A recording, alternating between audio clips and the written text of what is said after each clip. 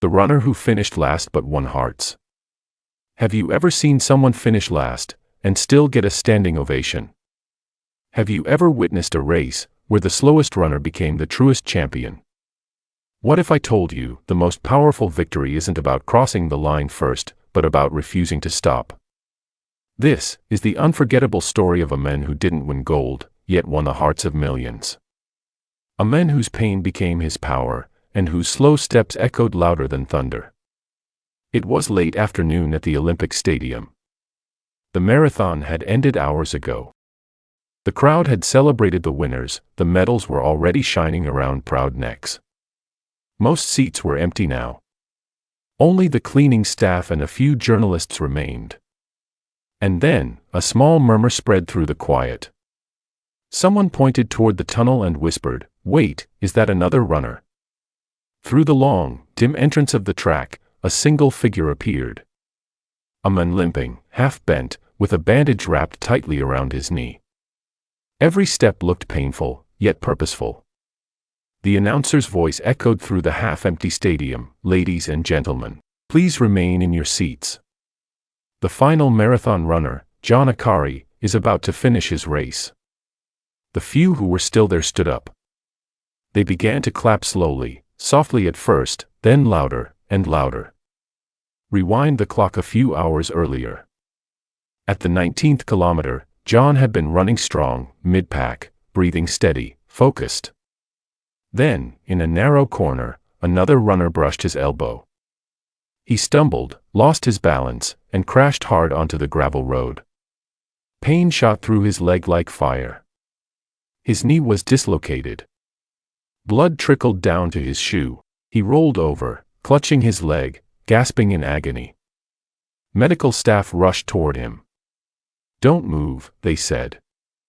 "You can't continue. You've done enough."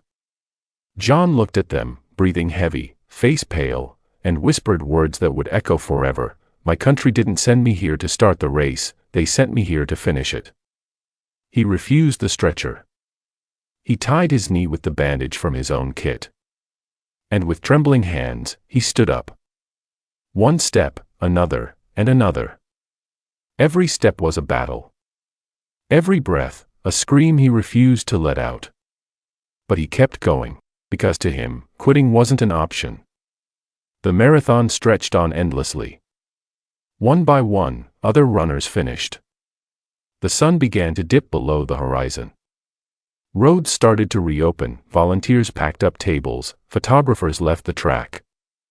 Yet, somewhere out there, miles behind everyone, John was still moving. No crowd. No music. Just the sound of his own feet, dragging across the pavement. Every now and then, he'd look up at the sky and whisper, "One more step, John, just one more." Cars slowed down beside him. Some offered rides. He shook his head. He smiled faintly and said, "If I stop now, I'll never forgive myself." He wasn't racing against others anymore.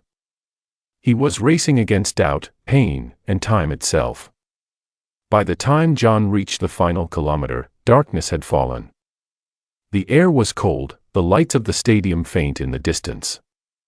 Most people had already gone home, but word spread quickly through the city. The injured runner was still coming. Inside the stadium, volunteers and journalists gathered again. A few spectators returned. Cameras pointed toward the entrance tunnel. And then, he appeared. His stride was broken, his face pale with exhaustion, but his eyes, fierce with fire. The crowd stood. They began to clap. The sound grew, wave after wave, until the entire stadium was roaring again. No gold medal was waiting for him. But every heart in that arena beat for him. Each step echoed like thunder. Each breath carried the weight of courage. And when John crossed that finish line, he didn't raise his arms in victory. He simply looked at the ground, exhaled deeply, and whispered, "I made it." In that quiet whisper, the world heard the loudest victory of all. Reporters ran toward him, microphones shaking. "Why didn't you stop? You were injured, exhausted, in pain." John smiled gently and replied, "My race didn't end when I fell, it ended when I finished." Those simple words would inspire generations. Within days, his story spread across newspapers and television screens around the world. Not because he won a medal, but because he finished. Children in school spoke about him. Coaches showed his photo before races. Even world champions quoted his line.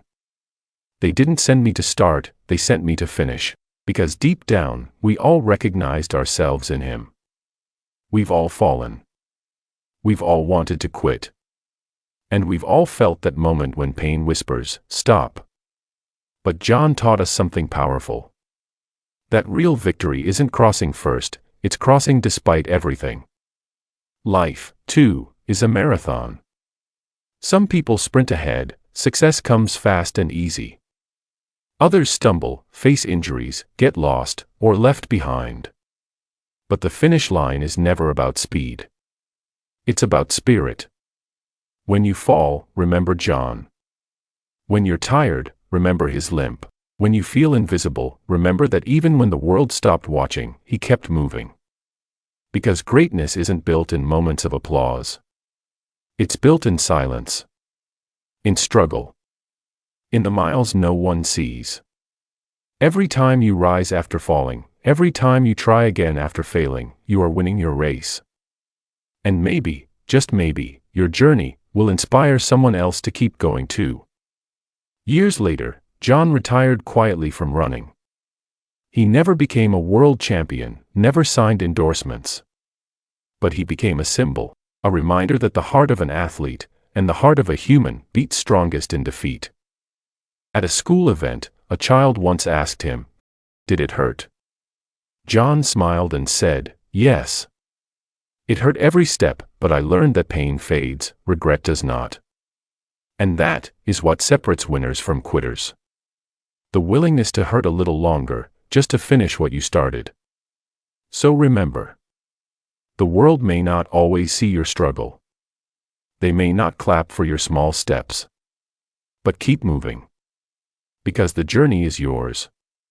The victory is yours. And one day, someone will look at you and say, "Because they didn't give up, I won't either." That is how one runner, who finished last, won the hearts of millions. If this story touched your heart, remember, your pace doesn't define your purpose. Finishing does. So whatever your dream is, whatever your challenge, keep running your race. Even when it hurts, even when no one's watching. And if this story inspired you today, like this video, subscribe to our channel, and share it. So more hearts can remember the power of never giving up. Because this is Lamra, where we learn, aspire, master, reflect, and evolve together.